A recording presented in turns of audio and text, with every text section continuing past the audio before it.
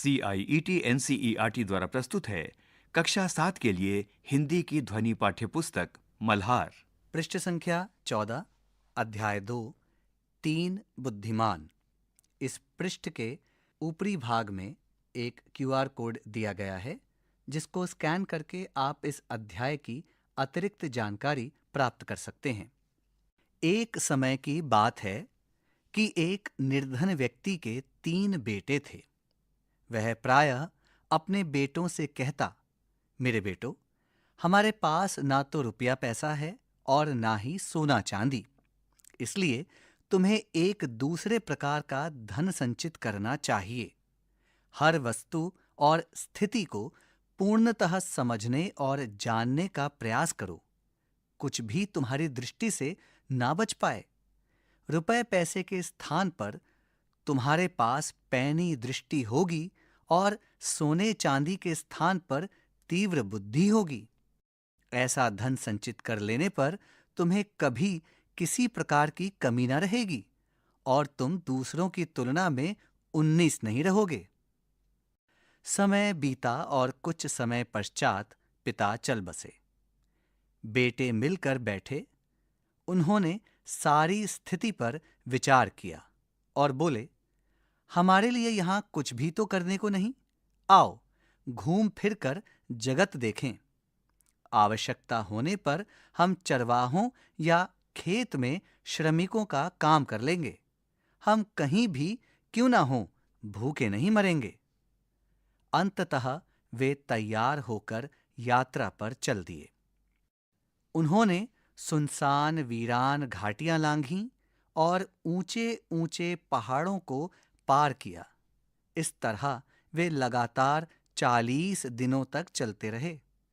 उनके पास जितना खाने पीने का सामान था, अब तक समाप्त हो गया था। वे थक कर चूर हो गए थे और उनके पैरों में छाले पड़ गए थे, किंतु सड़क थी कि समाप्त होने को नहीं आ रही थी। वे आराम करने के लिए रुके और पुनः आगे चल दिए। अंत में उन्हें अपने सामने वृक्ष और मकान दिखाई दिए। वे एक बड़े नगर के पास पहुंच गए थे। इस पृष्ठ के निचले भाग में एक चित्र है, जिसमें एक ओर नगर और दूसरी ओर कुछ पेड़ों की छाया में बैठे तीनों भाई हैं। पृष्ठ संख्या 15। तीनों भाई बहुत प्रसन्न हुए और शीघ्रता से पग बढ़ाने लगे। जब वे नगर के बिल्कुल निकट पहुंच गए तो सबसे बड़ा भाई अचानक रुका। उसने धरती पर दृष्टि डाली और बोला, थोड़ी ही देर पहले यहां से एक बहुत बड़ा ऊंट गया है। वे थोड़ा और आगे गए तो मंझला भाई रुका और सड़क के दोनों ओर देखकर बोला, संभवतः वह ऊंट एक आंख से नहीं देख पाता हो।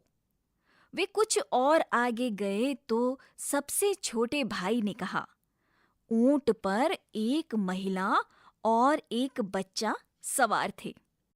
बिल्कुल सही, दोनों बड़े भाइयों ने कहा और वे तीनों फिर आगे बढ़ चले। कुछ समय पश्चात एक घुड़सवार उनके पास से निकला। सबसे बड़े भाई ने उसकी ओर देखकर पूछा, घुड़सवार, तुम किसी खोई हुई वस्तु को ढूंढ रहे हो ना?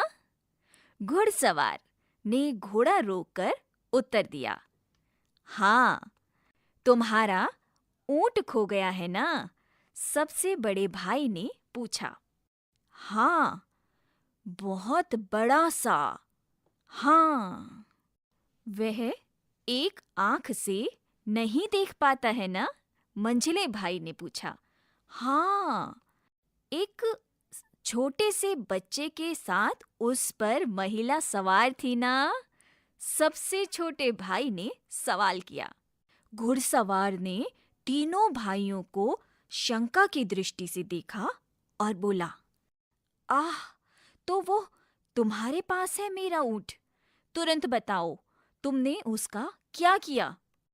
हमने तुम्हारे ऊंट का मुंह तक नहीं देखा, भाइयों ने उत्तर दिया।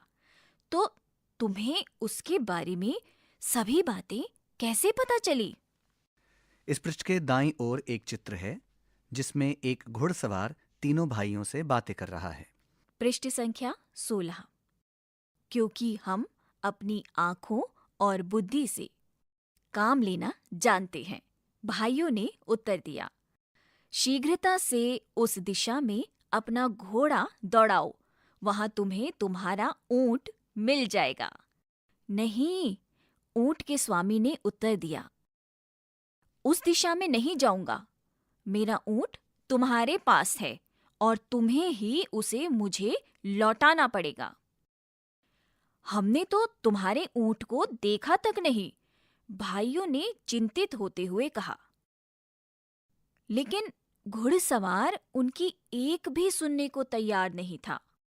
उसने अपनी तलवार निकाल ली और उसे जोर से घुमाते हुए तीनों भाइयों को अपने आगे आगे चलने का आदेश दिया।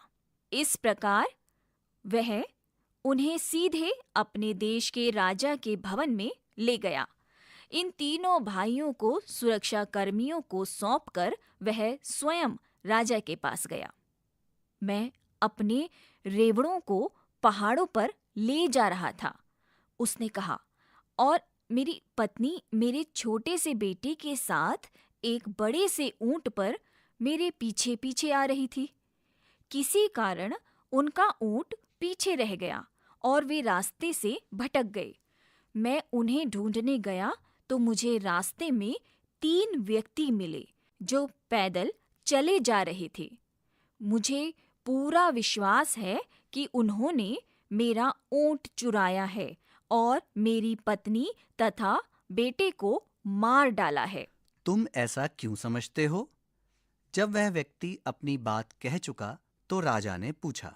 इसलिए कि मैंने उन लोगों से इस संबंध में एक भी शब्द नहीं कहा था, फिर भी उन्होंने मुझे यह बताया कि ऊंट बहुत बड़ा था और एक आंख से नहीं देख पाता था तथा उस पर एक महिला बच्चे के साथ सवार थी।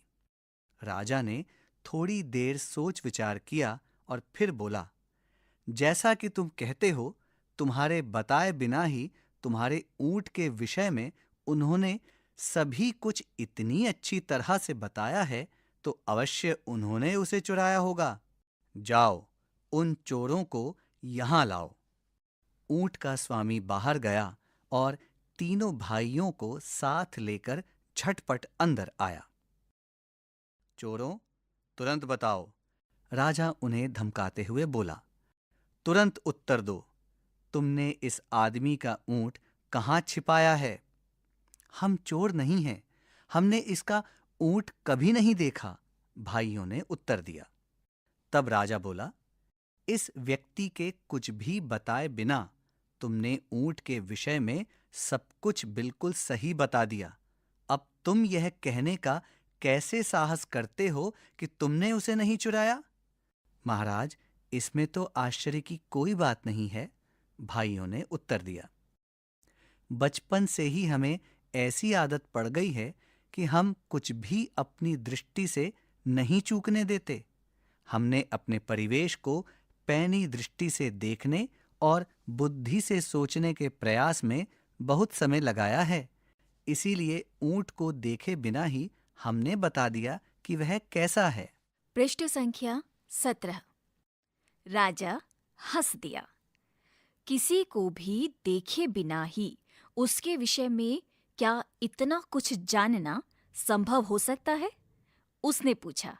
हाँ, संभव है, भाइयों ने उत्तर दिया। तो ठीक है, हम अभी तुम्हारी सच्चाई की जांच कर लेंगे। राजा ने उसी समय अपने मंत्री को बुलाया और उसके कान में कुछ फुसफुसाया। मंत्री तुरंत महल के बाहर चला गया, लेकिन शीघ्र ही वह 2 सेवकों के साथ लौटा जो एक बहुत बड़ी सी पेटी लाए थे। दोनों ने पेटी को बहुत सावधानी से द्वार के पास ऐसे रख दिया कि वह राजा को दिखाई दे सके और स्वयं एक ओर हट गए। तीनों भाई दूर से खड़े उन्हें देखते रहे। उन्होंने इस बात को ध्यान से देखा कि पेटी कहाँ से और कैसे लाई गई थी और किस ढंग से रखी गई थी। हाँ, तो चोरों, हमें बताओ कि उस पेटी में क्या है? राजा ने कहा। महाराज, हम तो पहले ही यह विनती कर चुके हैं कि हम चोर नहीं हैं। सबसे बड़े भाई ने कहा, पर यदि आप चाहते हैं तो मैं आपको यह बता सकता हूँ कि उस पेटी में क्या है। उसमें कोई छोटी सी गोल वस्तु है। उसमें अनार है। मंझला भाई बोला। हाँ, और वह अभी कच्चा है, सबसे छोटे भाई ने कहा। इस पृष्ठ के निचले भाग में एक चित्र है जिसमें राजा के सामने एक बक्सा है। बक्से से एक अनार को निकालते हुए एक व्यक्ति है और पीछे की ओर 3 भाई खड़े हैं। पृष्ठ संख्या 18। यह सुनकर राजा ने पेटी को पास लाने का आदेश दिया। सेवकों ने तुरंत आदेश पूरा किया। राजा ने सेवकों से पेटी खोलने के लिए कहा। पेटी खुल जाने पर उसने उसमें झांका। जब उसे उसमें कच्चा अनार दिखाई दिया तो उसके आश्चर्य की कोई सीमा न रही। आश्चर्यचकित राजा ने अनार निकालकर वहां उपस्थित सभी लोगों को दिखाया। तब उसने ऊंट के मालिक से कहा, इन लोगों ने यह स्पष्ट कर दिया है कि ये चोर नहीं हैं। वास्तव में ये बहुत ही बुद्धिमान लोग हैं। तुम इनके बताए रास्ते पर जाकर अपने ऊंट को खोजो। राजा के महल में उस समय उपस्थित सभी लोगों के आश्चर्य का कोई ठिकाना न था, किंतु सबसे बढ़कर तो स्वयं राजा चकित था। उसने सभी तरह के अच्छे और स्वादिष्ट भोजन मंगवाए और लगा इन भाइयों की आवभगत करने। तुम लोग बिल्कुल निर्दोष हो और जहां भी जाना चाहो जा सकते हो, किंतु जाने से पहले तुम मुझे सारी बात विस्तार के साथ बताओ। तुम्हें यह कैसे पता चला कि उस व्यक्ति का ऊंट खो गया है, और तुमने यह कैसे जाना कि ऊंट कैसा था? सबसे बड़े भाई ने कहा, धूल पर उसके पैरों के चिन्हों से मुझे पता चला कि कोई बहुत बड़ा ऊंट वहां से गया है। जब मैंने अपने पास से जाने वाले घुड़सवार को अपने चारों ओर नजर दौड़ाते देखा तो उसी समय मेरी समझ में यह बात आ गई कि वह क्या खोज रहा है। बहुत अच्छा, राजा ने कहा। अच्छा, अब यह बताओ कि तुम में से किसने इस घुड़सवार को यह बताया था कि उसका ऊंट एक ही आंख से देख पाता है? उसका तो सड़क पर चिन्ह नहीं रहा होगा। मैंने इस बात का अनुमान ऐसे लगाया कि सड़क के दाईं ओर की घास तो ऊंट ने चरी थी, मगर बाईं ओर की घास ज्यों की त्यों थी। मझले भाई ने उत्तर दिया। बहुत उत्तम, राजा ने कहा। तुम में से यह अनुमान किसने लगाया था कि उस पर बच्चे के साथ एक महिला सवार थी? मैंने, सबसे छोटे भाई ने उत्तर दिया। मैंने देखा कि एक स्थान पर ऊंट के घुटने टेक कर बैठने के चिन्ह बने हुए थे। उसके पास ही रेत पर एक महिला के जूतों के चिन्ह दिखाई दिए, साथ ही छोटे छोटे पैरों के चिन्ह थे, जिससे मुझे पता चला कि महिला के साथ एक बच्चा भी था। बहुत अच्छा, तुमने बिल्कुल सही कहा है, राजा बोला। लेकिन तुम लोगों को यह कैसे पता चला कि पेटी में एक कच्चा अनार है? यह बात तो मेरी समझ में बिल्कुल नहीं आ रही। पृष्ठ संख्या 19। यहां एक चित्र दिया है जिसमें राजा से तीनों भाई बातें कर रहे हैं। सबसे बड़े भाई ने कहा, जिस तरह दोनों व्यक्ति उसे उठाकर लाए थे, उससे बिल्कुल स्पष्ट था कि वह थोड़ी भी भारी नहीं है। जब वे पेटी को रख रहे थे तो मुझे उसके अंदर किसी छोटी सी गोल वस्तु के लुढ़कने की ध्वनि सुनाई दी। मंझला भाई बोला, मैंने ऐसे अनुमान लगाया कि चूंकि पेटी उद्यान की ओर से लाई गई है और उसमें कोई छोटी सी गोल वस्तु है, तो वह अवश्य अनार ही होगा, कारण कि आपके महल के आसपास अनार के बहुत से पेड़ लगे हुए हैं। बहुत अच्छा, राजा ने कहा। और उसने सबसे छोटे भाई से पूछा, लेकिन तुम्हें ये कैसे पता चला कि अनार कच्चा है? इस समय तक उद्यान में सभी अनार कच्चे हैं। ये तो आप स्वयं ही देख सकते हैं, उसने उत्तर दिया और खुली हुई खिड़की की ओर संकेत किया। राजा ने बाहर देखा तो पाया कि उद्यान में लगे अनार के सभी वृक्षों पर कच्चे अनार लटक रहे थे। राजा इन भाइयों की असाधारण पैनी दृष्टि और तीक्ष्ण बुद्धि से चकित रह गया। धन, संपत्ति या सांसारिक वस्तुओं की दृष्टि से तो तुम धनवान नहीं हो, लेकिन तुम्हारे पास बुद्धि का बहुत बड़ा कोष है, उसने प्रशंसा करते हुए कहा और उन्हें अपने दरबार में रख लिया। पृष्ठ संख्या 20। पाठ से। मेरी समझ से। क। लोक कथा के आधार पर नीचे दिए गए प्रश्नों का सटीक उत्तर कौन सा है? उसके सामने तारा बनाइए। कुछ प्रश्नों के एक से अधिक उत्तर भी हो सकते हैं। 1। लोक कथा में पिता ने अपने बेटों से धन संचय करने को कहा। उनकी इस बात का क्या अर्थ हो सकता है? खेती-बाड़ी करना और धन इकट्ठा करना, पैनी दृष्टि और तीव्र बुद्धि का विकास करना, ऊंट का व्यापार करना या गांव छोड़कर किसी नगर में जाकर बसना। तीनों भाइयों ने अपने ज्ञान और बुद्धि का उपयोग करके ऊंट के बारे में बहुत कुछ बता दिया। इससे क्या निष्कर्ष निकाला जा सकता है? बुद्धि का प्रयोग करके ऊंट के बारे में सब कुछ बताया जा सकता है। समस्या को सुलझाने के लिए ध्यान से निरीक्षण करना महत्वपूर्ण है। किसी व्यक्ति का ज्ञान, बुद्धि और धन ही सबसे बड़ी ताकत है। ऊंट के बारे में जानने के लिए दूसरों पर भरोसा करना चाहिए। राजा ने भाइयों की बुद्धिमत्ता पर विश्वास क्यों किया? भाइयों ने अपनी बात को तर्क के साथ समझाया। राजा को ऊंट के स्वामी की बातों पर संदेह था। राजा ने स्वयं ऊंट और पेटी की जांच कर ली थी या भाइयों ने राजा को अपनी बात में उलझा लिया था? इस पृष्ठ के ऊपरी भाग में दाईं ओर एक खजाने का संदूक है, जिसके भीतर कुछ पुस्तकें हैं और बाहर की ओर कुछ आभूषण हैं। इसी चित्र के नीचे की ओर एक महिला अपने पुत्र के साथ ऊंट की सवारी कर रही है और वह बहुत प्रसन्न है। इसी पृष्ठ पर बाईं ओर नीचे की ओर तीनों भाई आपस में बातें कर रहे हैं। पृष्ठ संख्या 21। 4। लोक कथा के पात्रों और घटनाओं के आधार पर राजा के निर्णय के पीछे कौन सा मूल्य छिपा है? दोषी को कड़ा से कड़ा दंड देना हर समस्या का सबसे बड़ा समाधान है। अच्छी तरह जांच किए बिना किसी को दोषी नहीं ठहराना चाहिए। राजा की प्रत्येक बात और निर्णय को सदा सही माना जाना चाहिए। या ऊंट की चोरी के निर्णय के लिए सेवक की बुद्धि का उपयोग करना चाहिए। ख। हो सकता है कि आपके समूह के साथियों ने भिन्न भिन्न उत्तर चुने हो।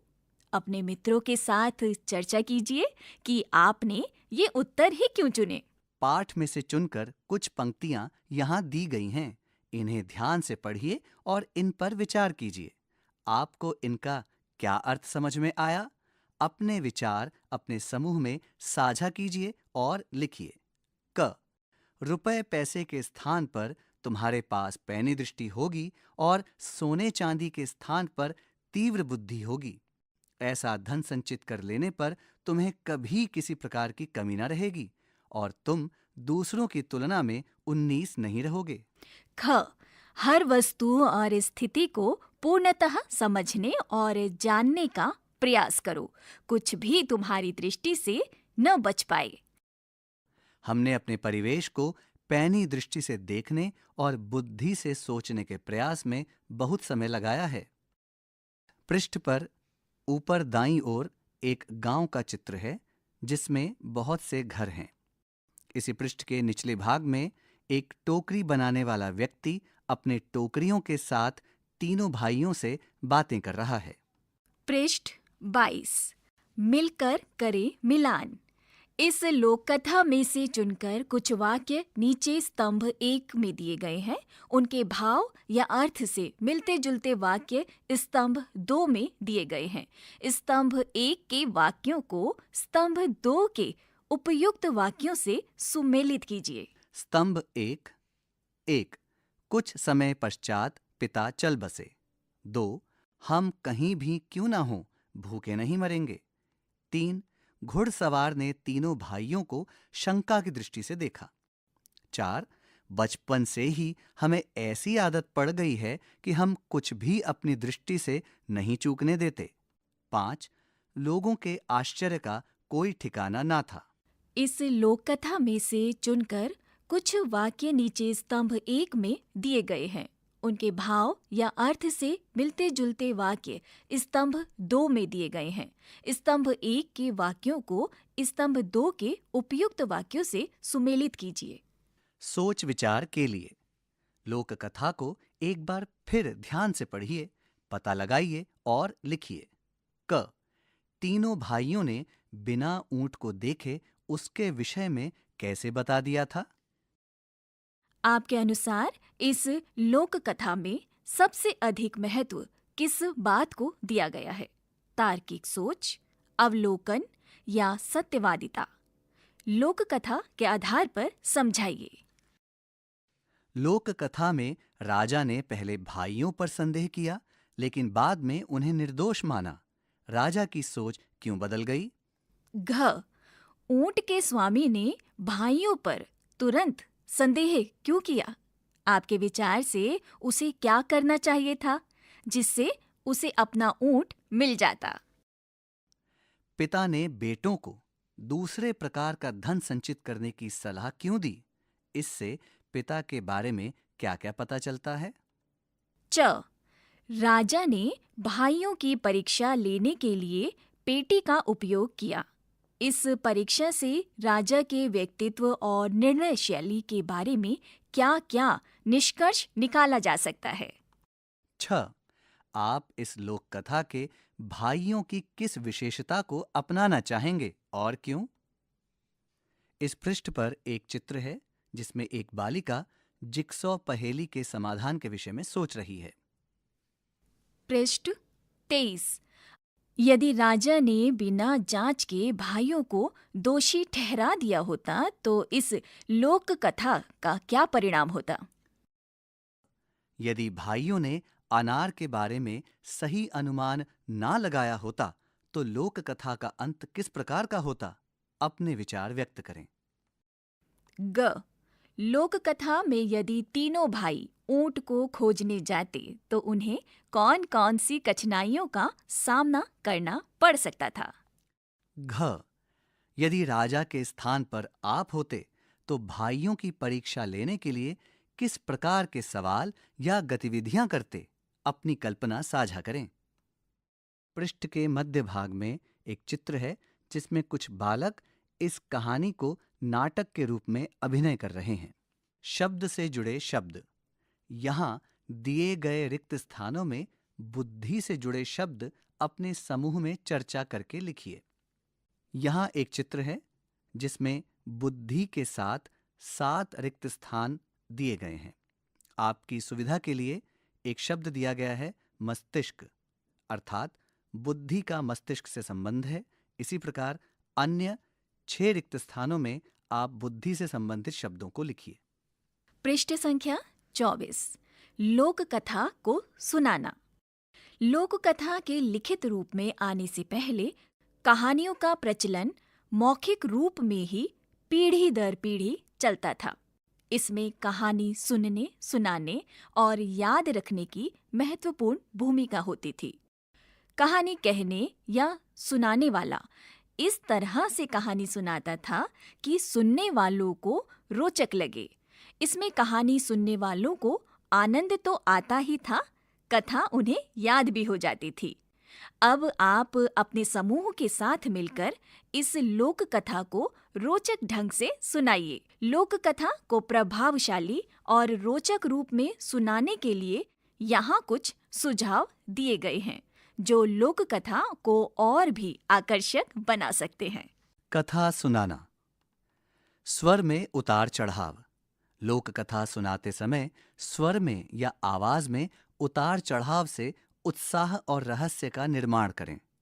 जब लोक कथा में कोई रोमांचक या रहस्यमय पल हो तो स्वर धीमा या तीव्र कर सकते हैं।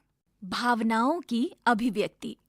भावनाओं को प्रकट करने के लिए स्वर का सही चयन करें, जैसे खुशी, दुख, आश्चर्य आदि को स्वर के माध्यम से दर्शाएं।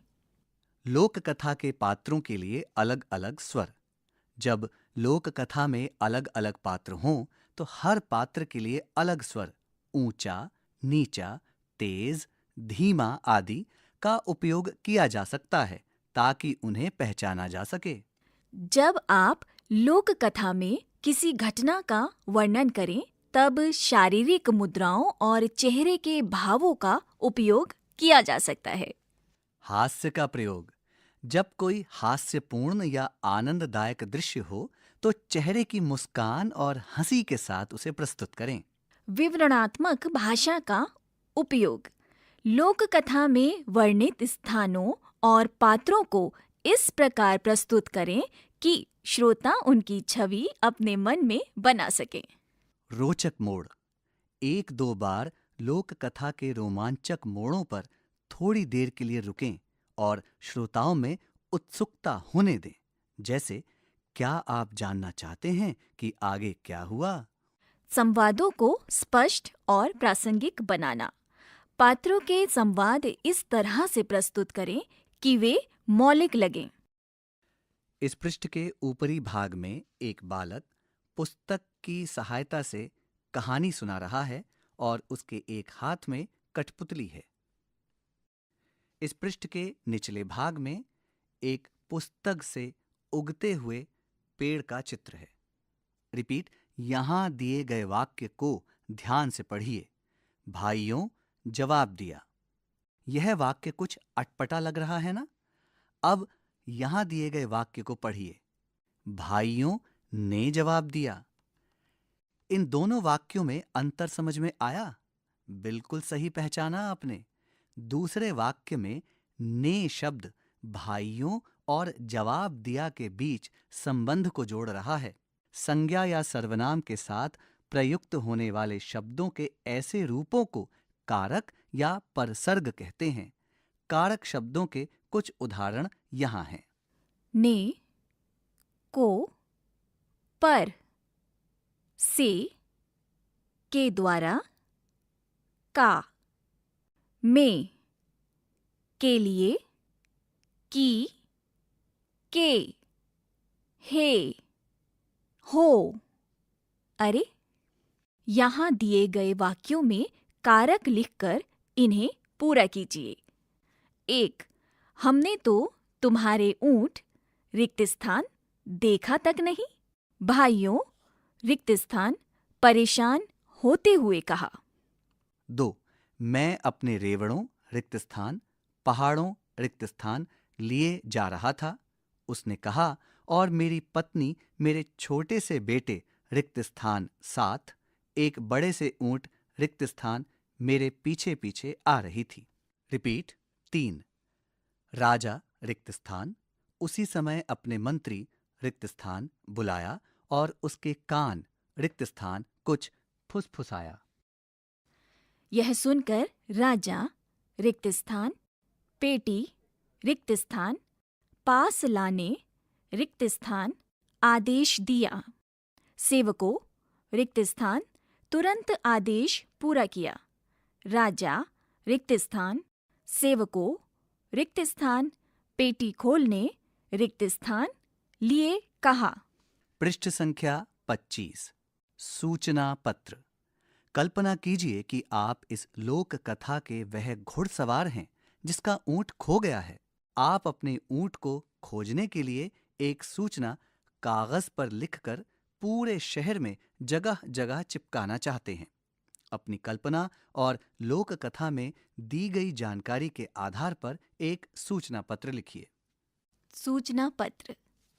यहाँ इस पृष्ठ पर कुछ पंक्तियां दी गई हैं जिसमें आप अपनी कल्पना अनुसार सूचना पत्र की पंक्तियां लिख सकते हैं। पृष्ठ संख्या 26। पाठ से आगे। आपकी बात। 1। लोक कथा में 3 भाइयों की पैनी दृष्टि की बात कही गई है।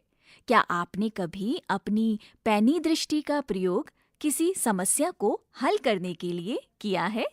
उस समस्या और आपके द्वारा दिए गए हल के विषय में लिखिए। लोक कथा में बताया गया है कि भाइयों ने बचपन से हर वस्तु पर ध्यान देने की आदत डाली। यदि आपने ऐसा किया है तो आपको अपने जीवन में इसके क्या-क्या लाभ मिलते हैं? लोक कथा में भाइयों को यात्रा करते समय अनेक कठिनाइयां आई, जैसे भूख, थकान और पैरों में छाले। आप अपने दैनिक जीवन में किन किन कठिनाइयों का सामना करते हैं? लिखिए। भाइयों ने बिना देखे ही ऊंट के बारे में सही सही बातें बताईं। क्या आपको लगता है कि अनुभव और समझ से देखे बिना भी सही निर्णय लिया जा सकता है? क्या आपने भी कभी ऐसा किया है? 5। जब ऊंट के स्वामी ने भाइयों पर शंका की, तो भाइयों ने बिना गुस्सा किए शांति से उत्तर दिया। क्या आपको लगता है कि कभी किसी को संदेह होने पर हमें भी शांत रहकर उत्तर देना चाहिए? क्या आपने कभी ऐसी स्थिति का सामना किया है? ऐसे में आपने क्या किया? राजा ने भाइयों की बुद्धिमानी देखकर बहुत आश्चर्य व्यक्त किया। क्या आपको कभी किसी की सोच, समझ या किसी विशेष कौशल को देखकर आश्चर्य हुआ है? क्या आपने कभी किसी से कुछ ऐसा सीखा है जो आपके लिए बिल्कुल नया और चौंकाने वाला हो? 7। लोक कथा में पिता ने अपने बेटों को यह सलाह दी कि वे समझ और ज्ञान जमा करें। क्या आपको कभी किसी बड़े व्यक्ति से ऐसी कोई सलाह मिली है जो आपके जीवन में उपयोगी रही हो? क्या आप भी अपने अनुभव से किसी को ऐसी सलाह देंगे? भाइयों ने अपने ऊपर लगे आरोपों के होते हुए भी सदा सच्चाई का साथ दिया। क्या आपको लगता है कि सदा सच बोलना महत्वपूर्ण है, भले ही स्थिति कठिन क्यों ना हो? क्या आपको किसी समय ऐसा लगा है कि आपकी सच्चाई ने आपको समस्याओं से बाहर निकाला हो? इस पृष्ठ पर ऊपर की ओर एक चित्र है जिसमें तीनों भाई वन में यात्रा कर रहे हैं। ध्यान से देखना, सुनना, अनुभव करना। बचपन से ही हमें ऐसी आदत पड़ गई है कि हम किसी वस्तु को अपनी दृष्टि से नहीं चूकने देते। हमने वस्तुओं को पैनी दृष्टि से देखने और बुद्धि से सोचने के प्रयास में बहुत समय लगाया है। इस लोक कथा में तीनों भाई आसपास की प्रत्येक घटना, वस्तु आदि को ध्यान से देखते, सुनते, सूंघते और अनुभव करते हैं, अर्थात अपनी ज्ञानेंद्रियों और बुद्धि का पूरा उपयोग करते हैं। ज्ञानेंद्रियां 5 होती हैं: आँख, कान, नाक, जीभ और त्वचा। आँख से देखकर, कान से सुनकर, नाक से सूंघकर, जीभ से चखकर और त्वचा से स्पर्श करके हम किसी वस्तु के विषय में ज्ञान प्राप्त करते हैं। आइए अब एक खेल खेलते हैं जिसमें आपको अपनी ज्ञानेंद्रियों और बुद्धि का उपयोग करने के अवसर मिलेंगे। पृष्ठ संख्या 27। क, हाँ या नहीं प्रश्न उत्तर खेल। चरण 1। एक विद्यार्थी कक्षा से बाहर जाकर दिखाई देने वाली किसी एक वस्तु या स्थान का नाम चुनेगा। कक्षा के भीतर से भी कोई नाम चुना जा सकता है। विद्यार्थी वापस कक्षा में आएगा और उस नाम को एक कागज पर लिख लेगा, लेकिन ध्यान रहे वह कागज पर लिखे नाम को किसी को न दिखाए। अन्य विद्यार्थी बारी बारी से उस वस्तु का नाम पता करने के लिए प्रश्न पूछेंगे। 4. प्रत्येक प्रश्न का उत्तर केवल हाँ या नहीं में दिया जाएगा। उदाहरण के लिए, क्या इस वस्तु का उपयोग कक्षा में होता है? क्या यह खाने पीने की चीज है? यह लकड़ी से बनी है? क्या यह बिजली से चलती है? सभी विद्यार्थी अधिकतम 20 प्रश्न ही पूछ सकते हैं, इसलिए उन्हें सोच समझकर प्रश्न पूछने होंगे ताकि वे उस वस्तु का नाम पता कर सकें। यदि 20 प्रश्नों के अंदर विद्यार्थी वस्तु का सही अनुमान लगा लेते हैं तो वे जीत जाएंगे। 7. अब दूसरे विद्यार्थी को बाहर भेजकर गतिविधि दोहराएंगे। गतिविधि के अंत में सभी मिलकर इस खेल से जुड़े अपने अनुभवों के बारे में चर्चा करें। इस पृष्ठ पर एक चित्र है जिसमें एक लड़की पक्षी, पत्थर, फूल, बल्ब, पत्ता और वाहन के बारे में कुछ सोच रही है। गतिविधि: स्पर्श, गंध और स्वाद से पहचानना। 1. एक थैले या डिब्बे में सावधानी पूर्वक एवं सुरक्षित विभिन्न वस्तुएं जैसे फल, फूल, मसाले, खिलौने, कपड़े, किताब, गुड़ आदि रखें। 2. विद्यार्थियों को आंखों पर पट्टी बांधकर केवल स्पर्श, गंध या स्वाद का उपयोग करके वस्तु की पहचान करनी होगी और उसका नाम बताना होगा। बारी बारी से प्रत्येक विद्यार्थी को बुलाकर उसकी आंखों पर पट्टी बांधें। उसे डिब्बे से एक वस्तु दी जाए। विद्यार्थी उसे छूकर, सूंघकर, चखकर पहचानने का प्रयास करेंगे। सही पहचान करने के बाद विद्यार्थी बताएंगे कि उन्होंने उस वस्तु को कैसे पहचाना। एक एक करके सभी विद्यार्थियों को अलग अलग वस्तुओं को पहचानने का अवसर मिलेगा। अंत में सभी वस्तुओं को कक्षा में दिखाएं और उनके बारे में चर्चा करें कि किस वस्तु को पहचानना आसान या कठिन लगा। पृष्ठ संख्या 28। आज की पहेली। आपने पढ़ा कि तीनों बुद्धिमान भाई किस प्रकार अपने अवलोकन से वे बातें भी जान जाते थे जो अन्य लोग नहीं जान पाते। अब आपके सामने कुछ पहेलियां प्रस्तुत हैं जहां आपको कुछ संकेत दिए जाएंगे। संकेतों के आधार पर आपको उत्तर खोजने हैं। कौन है यह प्राणी? यहाँ 4 संकेत दिए गए हैं। 1. इसकी लंबी पूंछ होती है जो पेड़ों की शाखाओं के चारों ओर लिपटी रहती है। 2. इसका मुख्य आहार कीट और छोटे जीव होते हैं जिन्हें यह चुपके से पकड़ता है। 3. यह प्राणी अपने परिवेश में घुल मिल जाता है और अपनी रंगत को बदल सकता है। 4. इसके पास तेज आंखें होती हैं जो चारों दिशाओं में देख सकती हैं। यहाँ इस पृष्ठ पर एक चित्र है जिसमें एक बालिका लेंस की सहायता से एक चूहे को देख रही है। चूहे ने अपने मुंह में एक चाबी दबा रखी है। 2. रंगीन डिब्बे। एक मेज पर 4 रंगीन डिब्बे बराबर बराबर रखे हैं। लाल, हरा, नीला और पीला। बताइए पीले डिब्बे के बराबर में कौन सा डिब्बा है? यदि 1. लाल डिब्बा नीले डिब्बे के पास है। 2. हरा डिब्बा पीले डिब्बे के पास नहीं है। 3. पीला डिब्बा लाल डिब्बे के पास नहीं है। 4. हरा डिब्बा लाल डिब्बे के पास है। खोजबीन के लिए यहाँ दिए गए YouTube लिंक का प्रयोग करके आप बहुत सी अन्य लोक कथाएं देख सुन सकते हैं, जैसे सुनो लोक कथा, दुनिया की छत, भूल चूक लेनी देनी। अब आप इन बिंदुओं को YouTube लिंक के माध्यम से देख सुन सकते हैं। पृष्ठ संख्या 28। यहाँ अध्याय 2 समाप्त होता है। अभी आप सुन रहे थे कक्षा 7 की हिंदी की ध्वनि पाठ्य पुस्तक मल्हार। ध्वन्यांकन मंजू कुमारी। वाचन स्वर सीमा सती और चांद मोहम्मद। निर्माण सहयोग कुसुम लता।